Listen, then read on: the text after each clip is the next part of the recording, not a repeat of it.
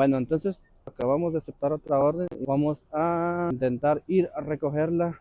Y hoy el tráfico está pero feo, especialmente por la área en donde estoy.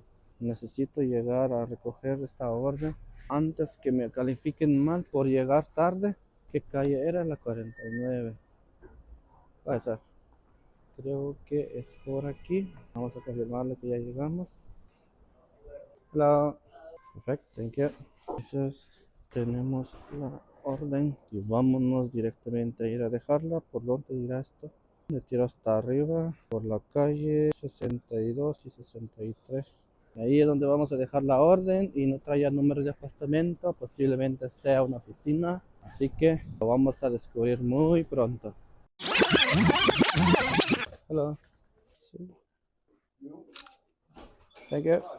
La orden se dejó y pues vamos a completarla para ir por la siguiente orden.